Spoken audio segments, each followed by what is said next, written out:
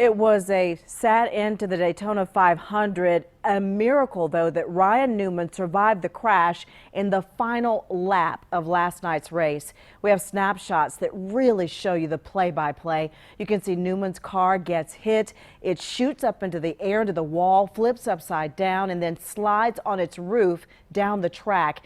Newman was rushed to the hospital just a mile away from this track, where he is still recovering right now. In the meantime, his race car is nearly 500 miles away in Concord. And that's where Channel 9's Blaine Tollison is live for us tonight outside of Roush Fenway Racing. Blaine. I tell you what, Erica, the distance from Daytona and Ryan Newman in the hospital doesn't matter to fans showing their love here, where you can see they put some flowers out here along with a note that says, "Get well soon. We love you, Ryan," right here at the base of the Roush Fenway sign. Drivers are in his corner as well, especially Corey LaJoie, who spoke to me in the last few hours. A wreck-filled finish at the Daytona 500 with Ryan Newman's car sliding, then sent spinning into the air. It came down on top of the number 32 of Corey LaJoie, impacting the top of Newman's driver's side window. After celebration turned to worry and waiting, Newman was taken to the hospital and LaJoie was treated and released at the track. Today, LaJoie came home to Concord, where we got to speak with him. I didn't even know who I hit or where I hit him. All I saw was just smoke and then a big thud, and I knew I had to get out of that thing as fast as possible because it was on fire. LaJoie is the son of former driver Randy LaJoie, who makes racing safety seats. Randy LaJoie, who also just came home from Daytona Beach, worried about his son at the time of the horrific crash. Yes, I was nervous because I didn't see him after he went out of sight, and he never come to pit road. He eventually made contact with his son in the family RV. Now the LaJoies, like many around the country, are praying for Ryan Newman. So hopefully he keeps recovering. He's going to make a full recovery.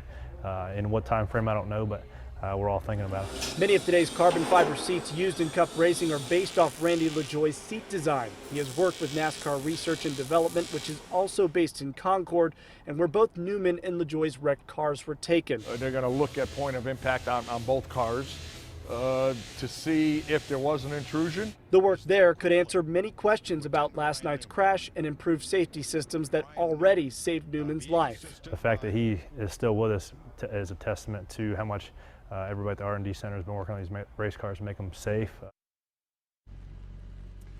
It really is a testament. Since last night, I've been getting updates on Ryan Newman from our team in Daytona Beach, a place I spent years covering with our sister station there, and our sports director there in Daytona Beach, Joe Kepner. He got an update on Ryan Newman's condition just in the last few hours, and here he is with that. Well, Blaine, it was only a few sentences, but it was exactly what fans and everyone else needed to hear to have a little bit of hope today. Roush Fenway Racing in a statement saying that Ryan Newman is awake and speaking with family and doctors here at Halifax Health Center in Daytona Beach. Now, we still don't know the nature of the injuries that he sustained at the end of the Daytona 500 last night in that absolutely devastating wreck, but it is clear that the safety procedures and devices that NASCAR has put in place over the last 19 years since Dale Earnhardt Sr. died, all of that may have saved Ryan Newman's life last night. Blaine, back to you.